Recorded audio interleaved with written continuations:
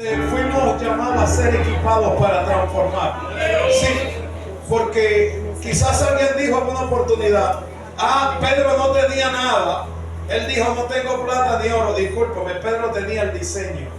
Aleluya. Pedro ardía en el espíritu. Sí tenía entonces. Ahora la pregunta: ¿qué tienes tú? Amén. Gloria al Señor. Capítulo 12, la altura del verso 12. Leemos la palabra del Señor. Ella es bendita desde la eternidad. La iglesia de Cristo dice: escribe al ángel de la iglesia en Pérgamo. ¿Dónde? Dígalo fuerte. ¿Dónde? Pérgamo. El que tiene la espada aguda de dos filos dice esto. Verso 13: yo conozco tus obras y dónde moras, donde está el trono de Satanás, pero retienes mi nombre y no has negado mi fe, ni aún en los días en que Antipas, mi testigo fiel, fue muerto entre vosotros. ¿Qué más dice? Donde mora Satanás. Capítulo 3, en la altura del verso 20, es la otra columna que sustentará esta pared, donde vamos a edificar sobre una roca muy fuerte. Y dice así. Este es un tema que generalmente, una cita que la iglesia ha memorizado porque ha servido para evangelizar, para entregar tratados. ¿Quién no sabe esto que vamos a leer? Dice así: y aquí yo estoy a la puerta y llamo. Si alguno oye mi voz, ¿qué más dice? Y abre la puerta, entraré a él y cenaré con él y él conmigo. ¿Y él? Conmigo. Ponga por favor la Biblia donde usted pueda tomarla y dígale a alguien: líderes que nacen para marcar la diferencia. Como dígale a otra persona, como que se le olvidó y usted se identifica como evangélico. No, usted es la persona de Cristo en los frutos de él aquí. ¿Sí? ¿Estamos aquí? Sí, porque cualquiera es evangélico. Ser evangélico es tener una Biblia, aplaudir, es ofrendar, congregarse. Pero ser un líder en Cristo es perder para que Él vuelva a llenarte. Es desaprender para que Él vuelva a otorgarte. Es tener la imagen completa de Cristo. El anhelo que tenía el apóstol Pablo no era la cantidad en la membresía. El anhelo no era la super iglesia. El anhelo de Pablo era hasta que Jesús fuera formado en vosotros. Vamos a orar. ¿Puedes tomar esa mano, amiga? Vamos a orar. ¿Sí? Creo que todo lo que hacemos, si se logra consolidar en oración, hay éxito. Sí. Y usted le va a pedir a Dios que le otorgue la oportunidad de recibir en esta noche este mensaje. Por lo tanto, vamos a orar con entendimiento. Dígale al Espíritu Santo que necesita iluminación. Los que iban camino a Emaús no entendían lo que Jesús hablaba. Y Él dice que cuando partió el pan, y vamos a partir el pan, dice que su entendimiento se abrió para que comprendieran. Usted no se da cuenta que hay personas que están en una campaña, una vigilia, un matutino, un culto, y luego usted le pregunta: no entendí nada. No, y la culpa no es del expositor, ni del pastor, ni del maestro. La culpa es del bloqueo que está en usted. Si no, pregúnteselo a Pablo, que dice: el hombre natural no percibe lo que es el Espíritu de Dios, porque no lo puede entender, porque para él es locura. Mas el espiritual juzga todo y discierne todo conforme a la voluntad que le da el Espíritu Santo. Por eso en esta noche hasta los niños van a entender el mensaje. Hasta los niños van a decir: esa palabra era para mí. Así que en esta noche vamos a levantar esa mano a alguien y pida por esa persona espíritu de ciencia, espíritu de sabiduría, espíritu de palabra de gracia. Hay tanto a la derecha como a la izquierda ángeles del Señor. Mantén un perímetro espiritual en esta casa para poder fluir, para poder predicar. Ahora atamos todo espíritu de la contienda, atamos todo espíritu territorial, toda potestad que se mueve en el aire. Ahora la desautorizamos y proclamamos el poder de la legalidad en esta hora. Y vengo bajo autoridad y por lo tanto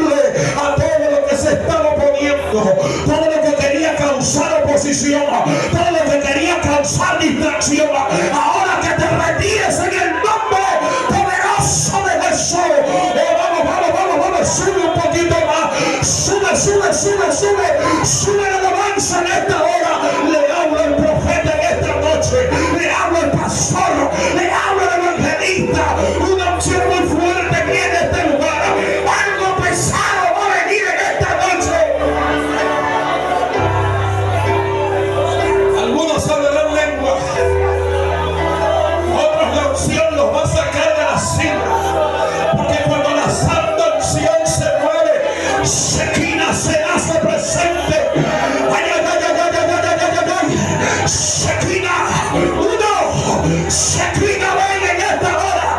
Cuando alguien está bajo autoridad, la autoridad se hace sentir por la gloria, la autoridad se hace sentir por la unción. Le hablo al profeta en esta noche, sácalo, vamos, le hablo al espíritu de profecía. Tú que has estado orando, has tenido guerra en oración, Dios vuelve a poner carbón encendido en tu boca. Gracias al Espíritu de Dios, porque te habla, Él te ama y Él te dice: yo estoy contigo, no te voy a dejar hasta que cumpla en ti el propósito por el cual te llamé.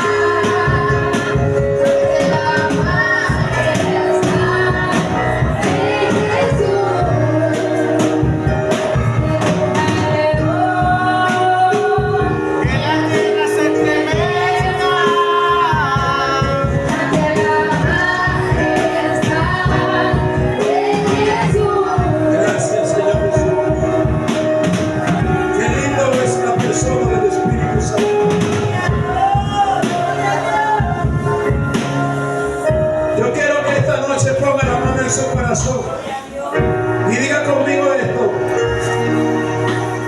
Cristo, Cristo, Cristo es Rey. Una vez más dígalo: Cristo.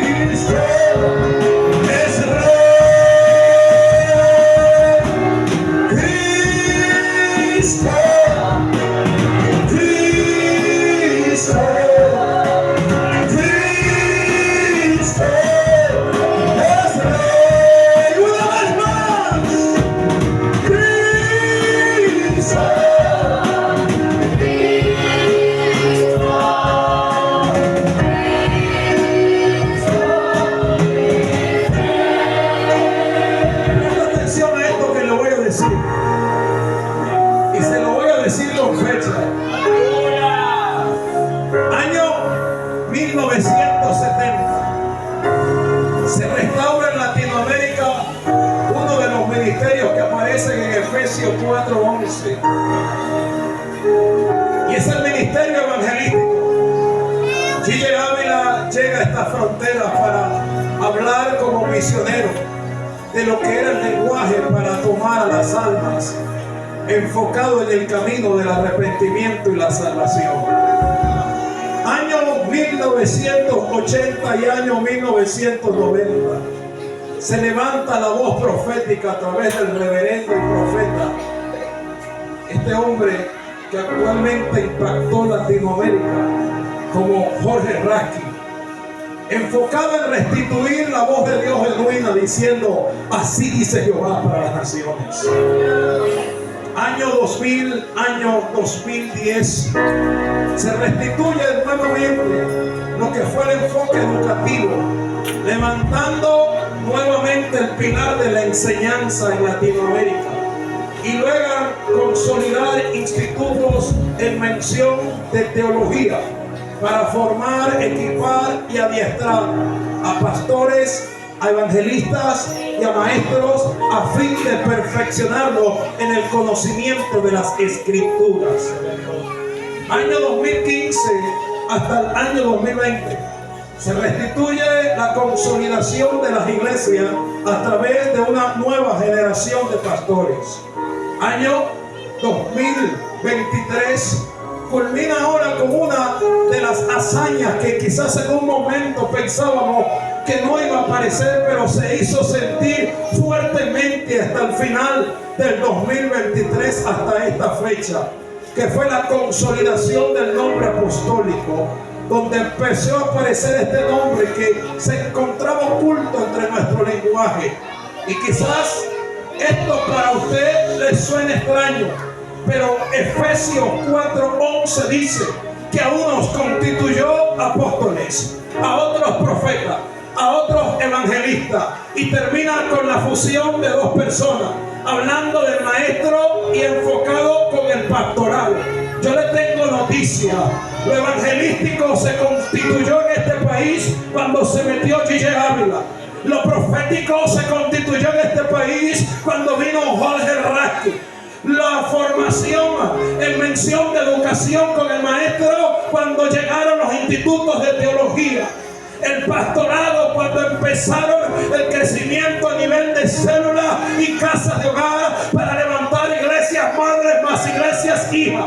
El apostólico al final de los últimos tiempos, del 2023 hasta el 2024, viendo esta figura en redes, tomando, equipando y adiestrando. Pero pregúntese hoy, ¿en qué tiempo estamos? Estamos a final del 2024, rumbo a elecciones presidenciales, pero rumbo al final de un tiempo que nos apertura algo en el cual usted se está haciendo una pregunta: ¿qué viene? Pues le tengo noticia. Viene el tiempo bíblico más impresionante de todos los tiempos, y es el tiempo de la apostasía, una palabra griega que significa apostasis. ¿Sabe qué es eso? La consolidación de la iglesia, pero ahora fuera de su lugar. Y esto implica un desafío para usted y para mí, donde ahora Dios necesita poner su confianza en aquellos que llamó, equipó, preparó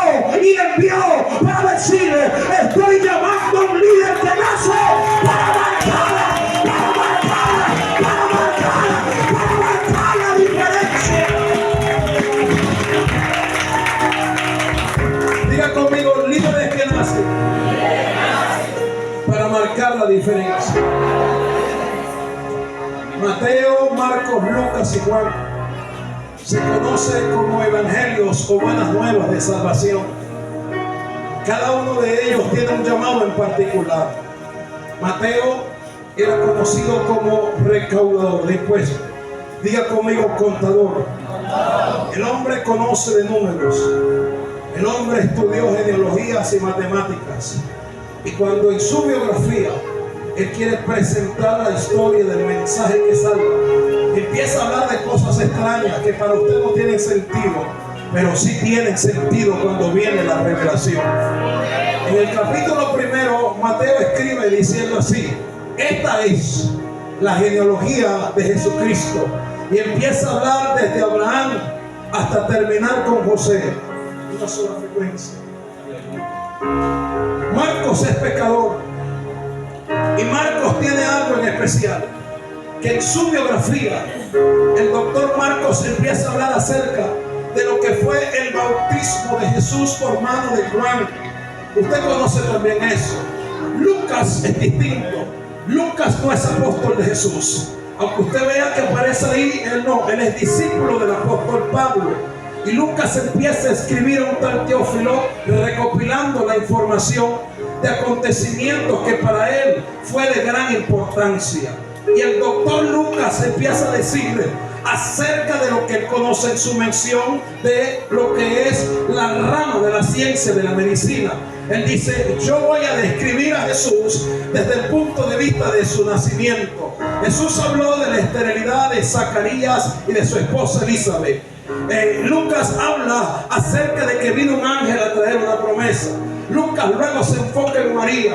Dice que Gabriel se le presentó, le habló de bienaventuranzas y le dijo que la sombra del Altísimo vendría sobre ella y que quedaría embarazada de la persona más importante. Diga conmigo: del Espíritu Santo de Dios. Pero Juan rompe el protocolo, porque Juan me trae la primera revelación. En el orden cronológico, la Biblia tiene una secuencia. Y usted puede decir que el primer libro de la Biblia es Génesis. La palabra Génesis significa origen o principio, pero no es la primera revelación. ¿Por qué? Porque Génesis inicia diciendo así: en el principio creó Dios los cielos y la tierra. La tierra estaba desordenada y vacía.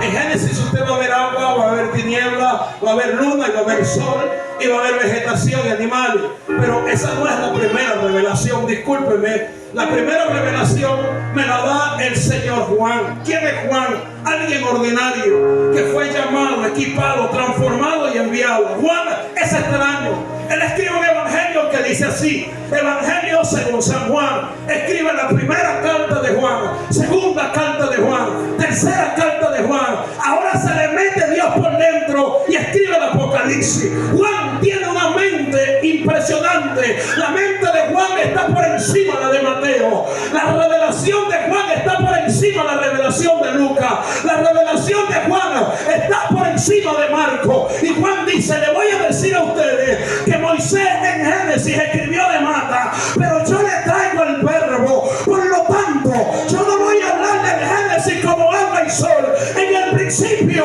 era el verbo. El verbo era con Dios y el verbo se hizo carne y el verbo caminó entre nosotros. ¿Sabemos? Juan ahora le dice: este verbo vino a los suyos. O sea, diga conmigo propósito. Mas los suyos no le recibieron. Ahora hay una oportunidad para ti y para mí. Ahora, ¿qué quiero decir yo con esto?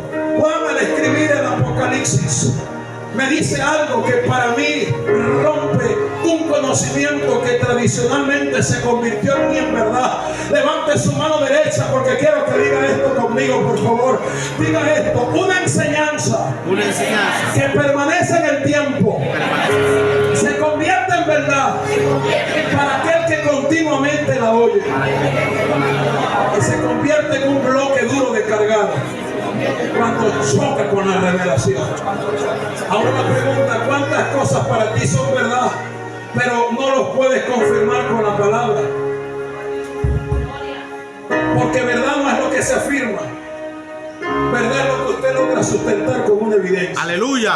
Usted me puede dar un billete de $100, para mí será verdad hasta el día que la máquina lo apruebe. Yo puedo decirle cualquier cosa, pero lo que tiene que comprobar lo que yo digo es la palabra de Dios. Por eso, ahora quiero decirle algo que usted predicó y usted enseñó acerca de las últimas palabras de Jesús. Y usted le dijo a la gente cosas como esta: vamos a hablar porque es Semana Santa y vamos a enseñarle a la iglesia. ¿Dónde están los maestros? Buscan el pizarrón. Y todos corrían las 7 palabras de Jesús. Y el nuevo creyente venía con lápiz y decía: bueno, Jesús dijo tengo sed. Jesús dijo Elí, Elí lama sabatani. Jesús dijo perdónalos porque no saben lo que hacen. Discúlpame, esas no son las 7 últimas palabras de Jesús. Y disculpa si con esto confronto tu teología, Porque el conocimiento es la idea preconcebida, base al estudio y preparación. Pero revelación rompe eso. Revelación es la humillación a Dios, que revela la exégesis de la Biblia con la misma Biblia y echa para el lado el conocimiento del hombre. Por lo tanto, te traigo una revelación poderosa. Las 7 últimas palabras de Cristo están en Apocalipsis. Compruébamelo, por favor. Capítulo 1, versos 1, 2 y 3. Esta es la revelación de Jesucristo, que Dios le dio para enviar a su siervo las cosas que deben de suceder pronto, y la declaró por medio de su siervo Juan. En otras palabras, Juan está escribiendo, pero el autor es Dios y las revelaciones de Cristo. Fíjate bien, capítulo 1, verso 1 dice así: la revelación de Jesús que Dios le dio para manifestar a su siervo las cosas que deben de suceder pronto. ¿Cuándo? Aquí conmigo en este tiempo, dando a entender que Jesús le está revelando a Juan no solamente que en el principio era el verbo, ahora le está revelando las 7 últimas palabras. Y las 7 últimas palabras no están en Mateo, no están en Marco, no están en Lucas, no, están en Apocalipsis capítulo 2. Y las 7 últimas palabras están: número 1 para Efesios, número 2 para Esmirna, número 3 para Pérgamo, número 4 para Tiatira, número 5 para Sardis, número 6 para Filadelfia y número 7 para la Odisea. Y a todas les dice: arrepiéntete, vengo pronto, retén lo que tienes, porque está en frío, no eres caliente. Toleras que esa mujer que dice Jezabel te profetice, toleras que aquellos que dicen ser apóstoles y no lo son. Las 7 últimas palabras de Jesús están en Apocalipsis capítulo 2, hablándole al ángel de la iglesia, porque dice: el que tiene oído para oír, que oiga.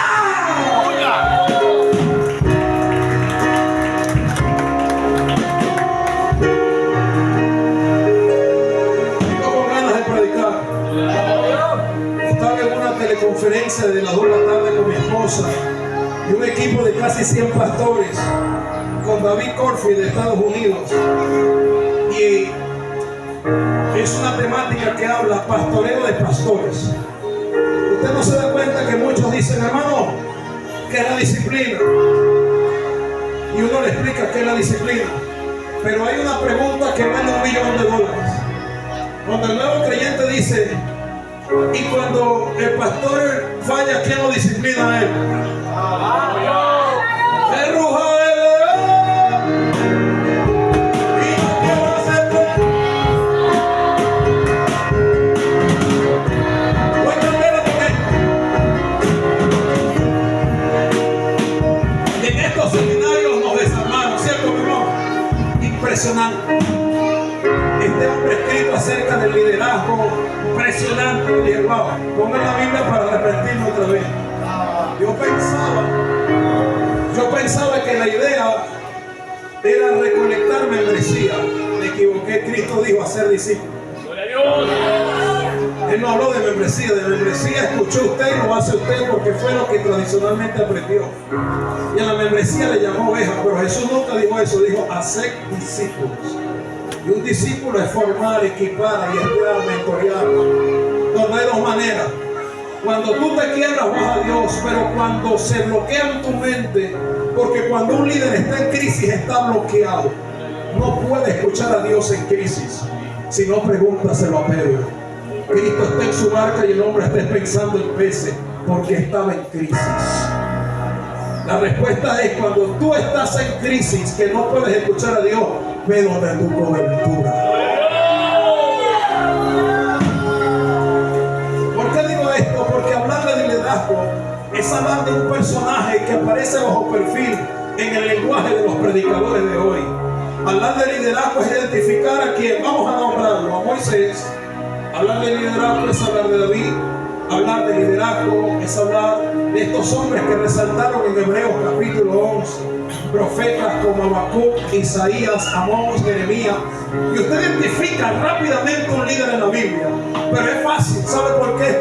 Porque fue la esencia del mismo hombre que por inspiración divina de Dios permitió que su nombre estuviera ahí. Pero le tengo noticias. Usted sabe que Cristo el que murió y resucitó, se tome la tarea de nombrar a un líder en la Biblia. Y no nombró a Isaías, no nombró al apóstol Pablo. Cristo le está dando un mensaje a la iglesia en Pérgamo y dice: he aquí, yo conozco tus obras. Yo sé que tú moras donde está el trono de Satanás, pero tú retienes mi nombre y no has negado mi fe. Aún en los días en que Antipas, mi testigo fiel, mártir, es el nombre de una persona, o que se le adjudica a una persona que entrega su vida en base a la convicción de sus ideales y que muere con las botas puestas, con la determinación, diga conmigo, que ha creído. Y si usted quiere identificar un mártir en la Biblia, alguien que se haga morir por su fe, el primero que aparece es Cristo y el segundo que aparece es Esteban. Pero ahora Cristo empieza a hablar y no habla de Esteban. De Esteban habla Hechos de los Apóstoles. Cristo le está diciendo a todas las iglesias que hay un lugar conocido como el trono de Satanás. Quiero que preste atención. Hay un lugar en Pérgamo, era un espacio muy grande que se le denominaba así a la silla de Zeus. ¿Quién es Zeus? Zeus era considerado en la mitología griega como el dios de dioses y dios de reyes. Es como que usted diga: wow, allá predomina en lo que es Yaracuy, María Leonza, que el Señor le reprenda. En Haití el budismo, en Cuba en la santería, en Europa el satanismo, porque hay lugares que están adjudicados territorialmente a identidades satánicas. Usted no puede ir a Haití y predicar en contra del vudú porque le van a hacer brujería con muñeco vudú. Usted no puede ir a Europa a decirle a los homosexuales que se lo va a llevar al diablo, porque posiblemente usted va preso y pagará 6 años de cárcel. Usted no va a ir a Cuba a hablar de la ideología política y hablar de la santería, porque probablemente a usted le van a hacer trabajo con cortes africanas en ese lugar. Lo mismo en México, que adoran a la muerte. Hay lugares que para usted poder ir, usted tiene que tener el permiso del Espíritu Santo, y se lo voy a demostrar por la Biblia. El apóstol Pablo se le impide que predicara en cierto lugar. Aún Cristo comisiona 12 hombres y le dice: ir por todo el mundo, prediquen el evangelio. Y usted sabe todo lo demás: resuciten muertos, hablan a vista de los ciegos, proclaman el año agradable. Pero hay un punto donde él le dice: pero por camino de samaritanos no entréis. Yo digo: Señor, qué extraño, le estás entregando el mundo, pero le limita a Samaria. Sí, ¿por qué? Sigue leyendo. Y cuando sigo leyendo, la Biblia dice: hasta que reciban poder de lo alto. Por eso, en Hechos de los Apóstoles, Víctor Martínez lo dijo: capítulo 1 están en Jerusalén, capítulo 2 están en Jerusalén, capítulo 3 los apóstoles están en Jerusalén, hasta el capítulo 8 que la iglesia es dispersa. Ahora tienen el poder del Espíritu Santo, y ahora un tal Felipe, el evangelista, entra en Samaria. ¿Por qué?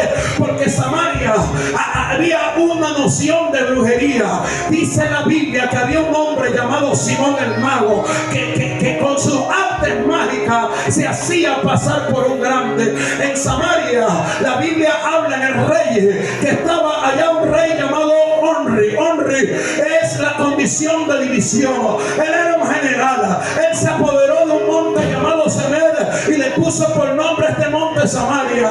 En Samaria reinaba Jezabel con su esposo Acab.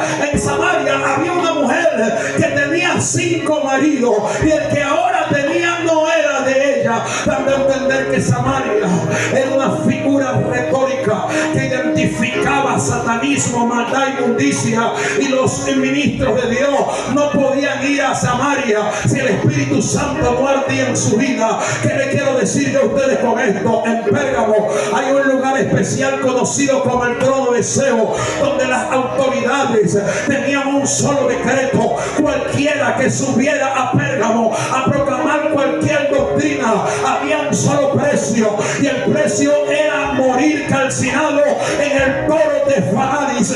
¿Qué es el toro de Falaris, pastor? El toro de Falaris era una estructura hecha en acero y hierro. Era un toro literalmente, como usted se lo imagina, muy parecido como cuando hacen una parrilla con una bombona de gas que la pican por la mitad, le lanzan una parrilla y le ponen carbón. Así era el toro de Farai, una estructura donde cabía una persona sentada. Ahí colocaban y le ponían brasas ardiendo, y cuando esta estructura de metal estaba rojo vivo, metían a la persona hasta que la persona empezaba a pedir clemencia y decía: clemencia, clemencia.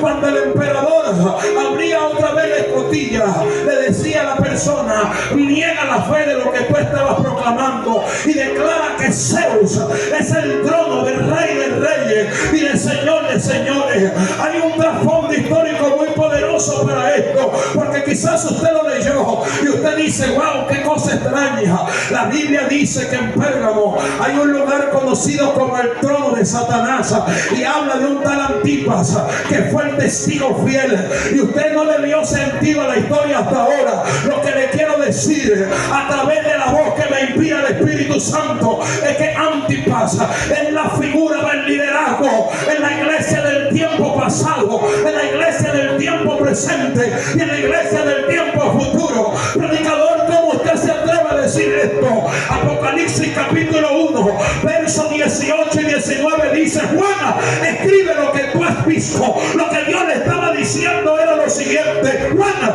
escribe el pasado. Juan, escribe el presente. Juan, escribe las cosas que sucederán después de esta. Esto significa el futuro. Lo que yo le quiero decir en esta noche es que Antipas es una figura que Dios toma de un hombre que estaba predicando, pero que Dios lo saca del lugar de confort y lo llevó a desafiar uno de los territorios más plagados por la idolatría, para que él proclamara con valentía de que Jesús es el Salvador, de que Jesús es el Cristo, de que Jesús fue crucificado, pero que el Espíritu Santo lo resucitó en gloria.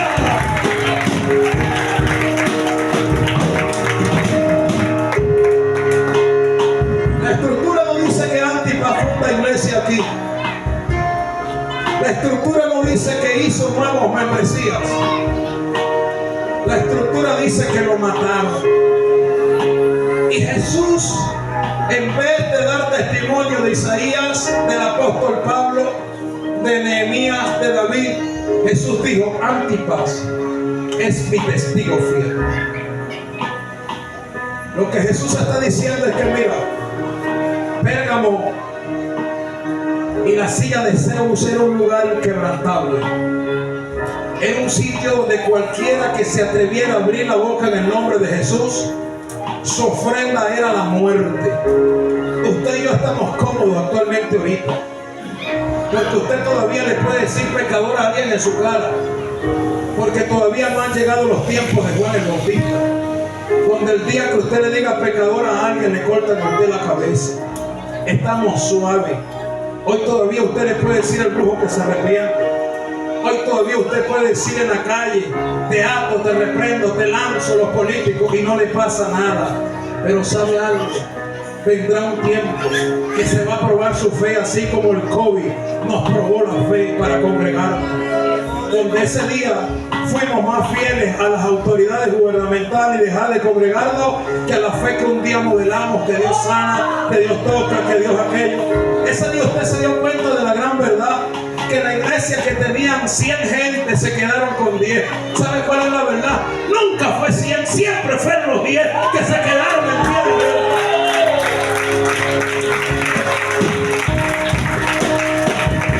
Miren, por eso que el modelo más elegante de la predicación no es lo que usted dice, sino lo que usted vive, para luego manifestarlo. El mensaje más poderoso que usted le va a dar a su familia no es la campaña. Pregúnteme por qué. Porque en su casa no se predica. En su casa se tiene que dar el testimonio del mensaje que predica. Eso es lo que va a cambiar a su familia. No el mensaje, ni el profeta, ni el matutino. Es el testimonio de aquel que dice que es el mensaje. Estamos aquí. Una cosa es decir aquí que Maduro es pecador, que Maduro es brujo. Pero si usted le invitaran a Miraflores y le viera la cara y estuviera rodeado de todo el gabinete del ministerio, lo primero que usted y yo le diríamos: que el Señor te bendiga. Sí, porque nosotros carecemos de valentía para poder expresar las cosas de frente. Pregúntame por qué. Porque lo encontré en la Biblia. La Biblia dice que de la abundancia del corazón habla la boca. ¿Lo dice o no lo dice la Biblia? Pero es que hay personas que actualmente no son expresivas. Hay personas que ahora no abren su boca y usted no sabe qué hay en su corazón. Dile a alguien: eso es verdad. Pero ¿sabe otra cosa? Esto lo dice su hermano Ludivi. De lo que usted publica en su estado de WhatsApp habla su corazón. Porque hay personas que no son expresivas, pero detrás de una pantalla, ay, agárralo, te critican, te lanzan puntos y tú dices: yo creo que ese estado era para mí, porque le faltó mi nombre y mi apellido nada más. ¿Usted no se da cuenta de eso? ¿Ah? Que hay personas que no te dicen nada. El que dirigió fuiste tú. Y cuando usted ve el estado de WhatsApp, usted le dice: mi amor, ¿qué? Ahora, ¿será que esto es conmigo? 9 minutos. Yo me bajé del púlpito hace media hora. O bájale si la hermana te brindó un café. Pero es que le falta es mi apellido. Mira lo que está diciendo. Usted no se da cuenta que usted predica y a usted le van a decir: Dios te bendiga. Pero el mismo que te dijo Dios te bendiga, cuando usted está en su descanso recreativo y le dio por participar o comunicarle un mensaje y le dio clic al estado del que te dijo Dios te bendiga, y empieza a hablar atacando el mensaje que predicaste, tú dices: no, no es para mí. Y hay una lucha, yo creo que sí. Es que se parece que es para mí. Yo creo que el hermano está resentido. Sí. Diga conmigo: de la abundancia del corazón habla la boca. Pero ahora diga esto: de lo que publicas en tu estado habla tu corazón. Entienda esto. Esto es serio lo que estoy diciendo. Por eso es que hay personas que se les hace fácil hablar del pecado desde un punto de vista. Se les hace fácil hablar de los recasados desde un punto de vista. Al recasado se lo lleva el diablo, pero porque no es tu hija. Mire, yo viví una experiencia en una iglesia donde el tema del recasamiento es tan tajante que la normativa dice así: la Iglesia Santa de Dios no acepta ningún principio antibíblico. Yo lo aplaudí, amén. Y el principio decía así: el altar de Dios hay que cuidarlo y los recasados no pueden participar. Fíjate de la gloria. Uno de los líderes de esa iglesia llega a su casa y su esposa con 5 hijos se fue con el vecino. Él esperó 2 años la restauración y la esposa decidió quedarse con aquel hombre, con aquel amor. El hombre insiste en creer porque es que cuando el problema no es tuyo, es como la sopa, todo el mundo quiere echarle al niño, ¿cierto? Sí. Y la gente le decía: carga la cruz. La gente le decía lo que nosotros le decimos a la gente. Usted sabe: siga adelante, vamos a ayudar. Y el hombre hizo todo eso y pasaron los años, diga conmigo, y nada. Ajá. El hombre ahora, como es joven, tiene 30 años, le dice la verdad al pastor: yo necesito una esposa. Yo voy a cortejar a una hermana porque yo tengo mi documento de separación. Pregúntame qué pasó, dígame qué pasó. El presbiterio y la zona decidió que como la iglesia santa había que darle la membresía para que se fuera ese excelente maestro a otra iglesia. Dígale a alguien: lo corrieron. Ok. El tema no termina ahí. La iglesia se quedó en santidad porque corrieron al que no tenía la culpa. Pastor, él llegó y se encontró con tremenda sorpresa. Lo corrieron, le dieron su carta de membresía, ahí lo aceptaron en otro lugar, se casó, feliz. Pero ahora la hija del pastor, casada, tiene un problema. El esposo, en lo que fue la temática de Ecuador, Chile, se fue y le mandó el mensaje millonario: no vuelvo más a Venezuela. La niña del pastor, del hombre de alto nivel, se divorció y se casó con el tecladista de la iglesia. ¿Sabe qué pasó? La misma gente que él formó le exigió: ajá, ¿y ahora qué con la tecladista? Ella era la tecladista, el tecladista fluía en enseñanza, y si ellos dos se iban, la iglesia se desbarataba. ¿Sabe qué hizo el pastor? Pregúntame qué. Dijo que tenían que desafiarse del